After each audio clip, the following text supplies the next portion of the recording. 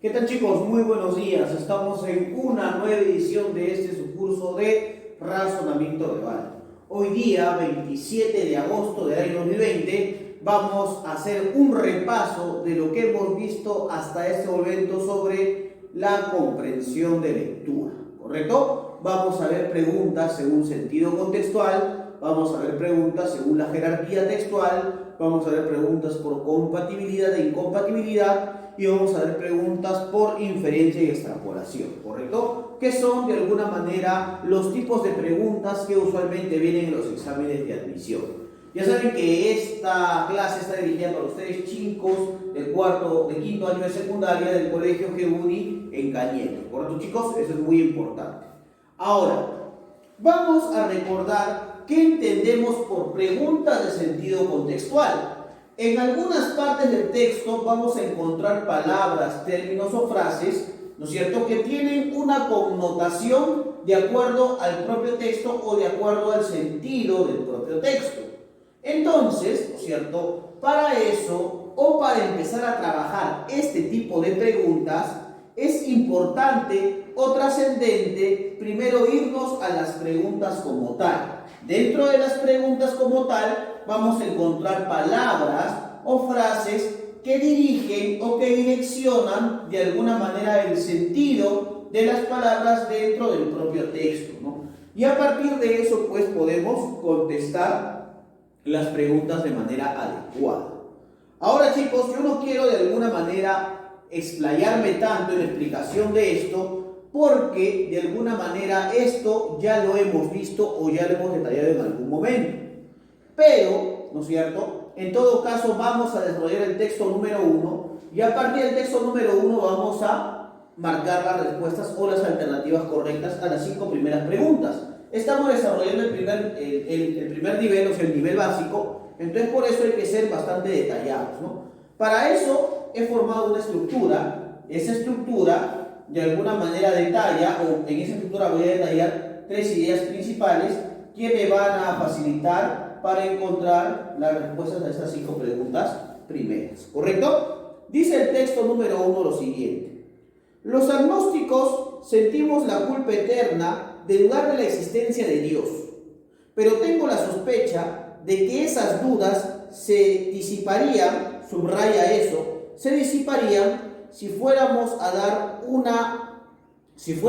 a una prisión o si un tumor maligno nos anunciara la cercanía de la parca. Eso es lo que pasa casi, ¿no es cierto?, inevitablemente, dice, eso es lo que pasa casi inevitablemente con las damitas internadas, por lo general de manera injusta, en el penal de mujeres de Santa Mónica. O sea que están en lo suyo, tragándose cápsulas con cocaína para convertirse en bodegas aéreas de tacón alto, por ejemplo, cuando les cae el perro mágico de aduanas y la policía. Y si no tienen plata para hacerle un faenón, subraya eso, hacerle un faenón, ¿no es cierto?, a algún juez, la cárcel. Y cuando están en la cárcel, se les aparece el Dios descalzo de la urgencia y las convierte en Marías y las indulta y las limpia sin siquiera tocarlas, dice, ¿no? Siempre me ha maravillado, subraya el término maravillado, que Dios sea de inmediato invocado, por quienes cruzan el umbral de una cárcel, ¿ya? El pabellón de diagnósticos de neoplásicas o la sombra de cualquier fatalidad es que la normalidad es atea y la desdicha es creyente, dice, subraya eso, la desdicha es creyente, dice, ¿no? Es que la felicidad no recuerda a Dios, ¿no? Dice por allí, no. Es que a Dios le encanta reinar entre escombreras, o es que la soberbia del hombre rechaza a Dios, pero la desgracia devuelve al hombre a su íntima vulnerabilidad. Subraya eso, vulnerabilidad. Y allí es cuando Dios se aparece, más grande y poderoso que nunca. Son preguntas que solo un especialista en Dios puede responder. A mí solo me asombra el oportunismo de los creyentes que viven en una emergencia y el programatismo de Dios para aceptarlos, ¿no? Hablamos de, hablamos de los agnósticos, en este caso, de los agnósticos, ¿no es cierto? Y hablamos de los agnósticos, ¿no es cierto?, en función a dudar, ¿no es cierto?, a dudar de la existencia de Dios, ¿correcto? Ahora, esto puede cambiar cuando esos agnósticos están en situaciones límite. Profesor, por ejemplo, ¿cuándo una persona estaría en una situación límite? Por ejemplo, en el texto dice cuando van a dar la prisión o cuando tienen una enfermedad. La prisión, ¿no es cierto?, o la enfermedad. La enfermedad suele indultar a las personas, ¿no es cierto?, que tienen estos problemas. Ahora, acá también habla, por ejemplo, ¿no es cierto?, de las personas que están internadas en el penal de Santa Mónica, ¿no? O sea, las presas del penal de Santa Mónica. O sea, estas personas, ¿no es cierto?, han cometido un delito, pero este delito puede volverse una situación indulgente. Profe, ¿y por qué se puede volver este delito una situación indulgente? Porque Dios puede perdonar.